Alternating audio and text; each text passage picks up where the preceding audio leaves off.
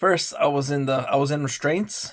I was in on a stretcher in restraints, but after like they gave me some. I don't even know what's the code white. When they have code white and you get the injection or you get the pill. They give you like four pills, and if you refuse, you get an injection, and it like calms you down. So that was my first dose of that, and then I got one arm secured free, and then they interviewed me a couple of times, and then they gave me bad remarks in the interview, and then I was transferred to first I was on the seventh floor. Oh no, I was a Humber. So Humber River, seventh floor. You know what to do, 1 2, and that's where I met my girlfriend. and then and then and then I learned. I played some guitar. I played some music. I started singing, and I was like just battling. I wanted to get out of there, but they were keep giving me the doses, and they increased it. I think we were on uh like 200 and 500 and 1,000 of the Risperidone, and it was not bad, but I didn't like it because it made me depressed, and then so I stopped taking it after I got out. But when I was inside, I was still like it was still like just taking it, every day, day by day, and they were just monitoring me, and I was taking it for like 2 weeks. I was inside there locked up, bro. All my homies got out, but I was still in there eating the food. It was a good time though because it was more mature audience. There were no fights or anything like that. So we were just eating food in our room. I had my roommate. My roommate was a cool dude, and they actually had a fucking curtain in between the roommates, so you had your own privacy. And my roommate was a clean, cool dude, And then there was like a shower and a bathroom and all that stuff. And then so that was not fun time. And he was a God loving guy. God loving guy. He read the Bible and shared quotes with me about the Bible. So cool guy, cool guy. And then I played the guitar, and then we played some. We watched some NFL games, watched some MLS games. We played some uh chess, poker, whatever.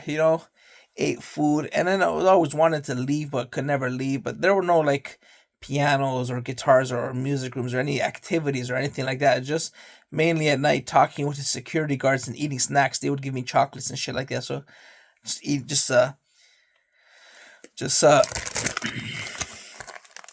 eating snacks and talking with the security guards. And then I think that's where I met the security guards. But like I worked as a security guard after as well at different companies, and maybe there was some overlap between some of the guys that were there.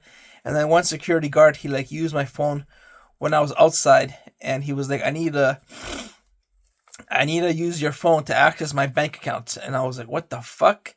So I gave him my phone. I'm like, I don't even have that bank app installed into my phone. He's like, yeah, don't worry, I'll get it.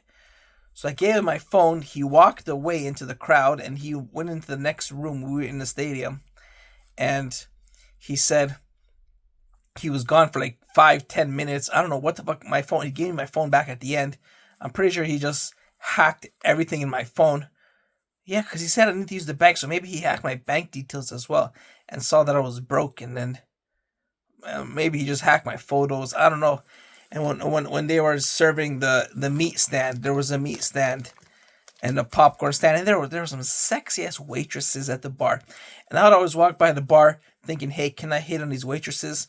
But then I was like, I'd probably get fired. And it's weird because if you hit on a waitress as a security guard, um, like they're employed to call you when they need protection. So if you fucking hit on the waitress at the fancy restaurant, first of all, they're rich. Second of all, you're in a position of faith and trust, and they're just like, what the fuck is going on?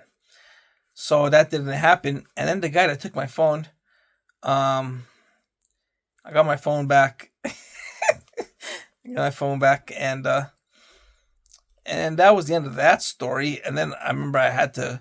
The worst part was meeting my parents because you have so much fucking fun. You're just chilling, you're eating snacks, you're hanging out with the crowd, you're in the public, you're in the big mix of the event. The Marleys are playing, the Rico Coliseum, the horse racing, the monster trucks, the concerts, the games, everything's going on around you.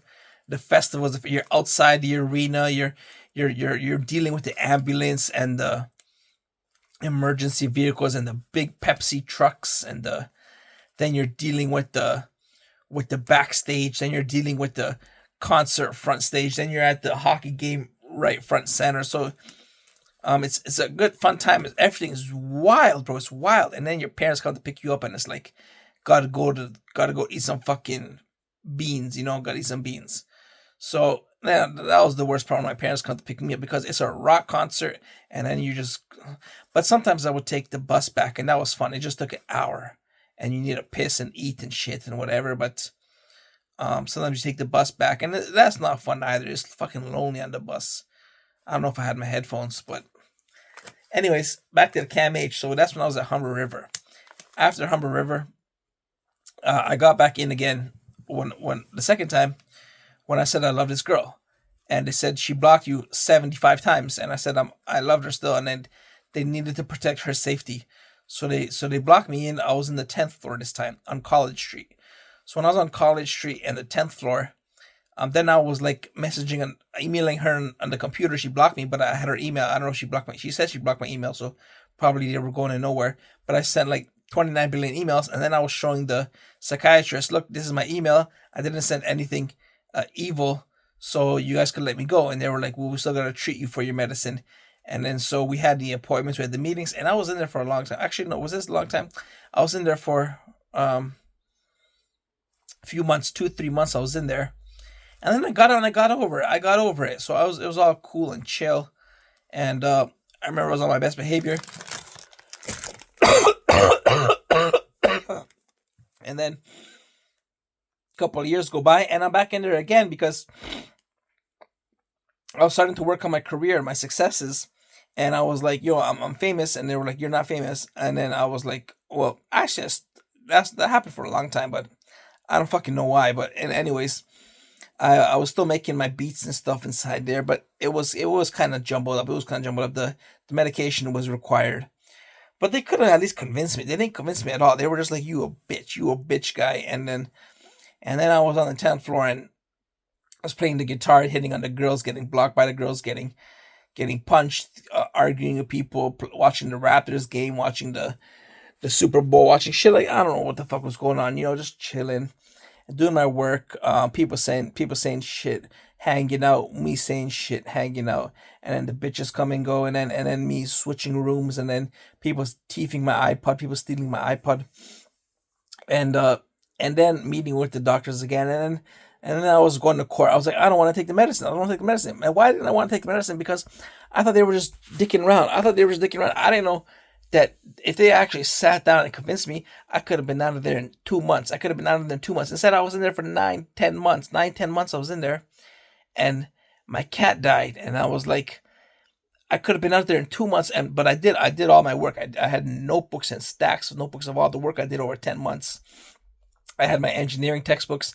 I had my clothing. I had a whole fucking setup in there. I had my electronics. I had my clothing, my books, my cookies, my snacks, my milk. Always bitching. I knew all the security guards, all the fucking nurses at night, and just asking for snacks and shit, and bitching and bitching and bitching, and doing the karaoke, and blocking, and so they didn't like me. I don't know why. Some of them were like sympathetic towards me, like some of the female nurses, and then some of them were just like, this guy's a bum. But the chef was nice. The chef, I wore my soccer jersey to the lunch line, and the chef was like, "Yo, is that Sunderland?" And I was like, "No, it's Red Star." And he's like, "Oh, that's cool. That's a Serbian team." Yeah, so I wore that in the line, and then I was always playing soccer in the hallway and working out too. I was working out. They had a gym. They had a boxing bag. It was a very good setup. They had a gym, boxing bag, piano, ping pong table, TV, computer, couch, a Guitar Hero. I set the fucking record scores on the Guitar Hero. That was very cool. It was like heart shaped box, and Carry On My Wayward Son, and some more Nirvana, and back Aerosmith, Black Sabbath, Rolling Stones. So it was very cool time. Guitar Hero. There was also like a PlayStation, but people broke shit eventually. I think they broke it because I was there. I don't know. I kind of instigated all the breaking stuff. And then But then I was in it for 10 months, and then when they finally gave me an injection, it was some fucked up time because it gave me some massive side effects. My last medicine didn't do that to me, but this medicine gave me some side effects. But eventually it fixed my brain, so it fixed my brain. My brain was okay, and what problem was happened was the side effects, and then I got left out of there, and then I ended up going to Queen Street, and then on Queen Street it was like the outpatient, the activities, and the programs, and the Tai Chi, and the Nintendo Switch, and the talking about working out for 45 minutes a day, and the appointments, and the health meetings, and the I learned some shit. It was educational. It was educational, and then I was like, yo. And then we went to the movies as well. We watched Straight Outta Compton. We watched Straight Outta Compton. I was on my phone all day, just like chilling on my phone, and the guy next to me was like, "Put your fucking phone away, dude. I'm trying to watch Dr. Dre and Easy E, and Snoop Dogg." And I was like, "Okay, B, I'll put my phone away." And then we went some more exhibitions, we went some more sightseeing and shit like that. So it was a fun time. But I just had my side effects. And I was bitching the whole time. And I was calling the nurse like 3, 5 times a day. Like, can I take I was taking 7 different medications for the side effects. I was like, can I? And they gave me more fucked up delusional shit. So I was like, can I take this? Can I take that? She's like, yeah, take your medicine, take your medicine. And then they were giving me more injections. And I was like, just going like a bumblebee. And then after all that, then I finally said, okay, now let me get back into school. And they gave me my disability checks. And then I did get back into school, and I started playing soccer, and my toenails healed, and my medicine was getting better. So that was a fun time. But until then, I was just like sleeping and napping and pacing around and walking, and trying to make some music, and just all over the place. I don't know if maybe my illness, maybe my side effects, maybe my symptoms, maybe just the shock of it all. But that was the journey, and then there was no bitches. There's no bitches. But first time I didn't even care about no bitches. I was just completely fucked up because of all the side effects, and just the swirliness of the other nether realms. But then after that, I was like, "There's no bitches." I was like going to soccer, going back to school, hitting on the ladies, buying Tinder, and going on dates, and there's no bitches. There's no bitches. And then after that, I graduated, and then I started being pro. I started being pro, but then there was no bitches, and there was no money, but I had some savings, and I did my work, but then there was no bitches and no money. And then I don't know I thought I had a bitch, and I thought that I had success, but apparently there was no bitch and success. I don't know, the fucking CIA, the goddamn Counter International Association terrorists. So they fucked me up massively. They cut my tongue. They crashed my car. They needled me. They stole my shit. They punched my shit. They edited my accounts. They hacked my accounts. They stole my money. So and then people in real life bitched at me and blocked me and talked to me and insulted me. So that happened, but it was just a CIA. It was just a fucking CIA's fault. And then and then and then I had no bitch, but that was a long journey. But at least I wasn't like sick and shit. I didn't have my fucking symptoms and psychotic and illnesses, but I still had my psychiatrist meetings and appointments. And then it started getting to my physical health, and my physical health was like my diabetes, my cholesterol, my lipids, and all that stuff. But I was like, no, I'm healthy, bro. I'm just pumping and jumping and bumping and grooving. And they're like, yeah, but you gotta watch your weight and your metastolic syndromes, because these medications, those are high doses of both medications. Still am high doses of both medications because they affect your metabolic syndrome.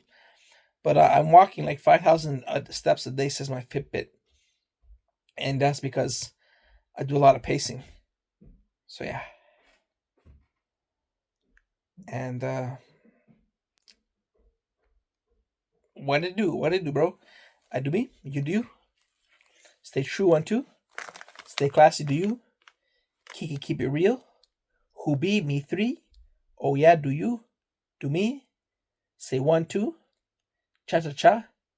La la la. Yeah. Stay classy, DC. Kick it cool, Toronto.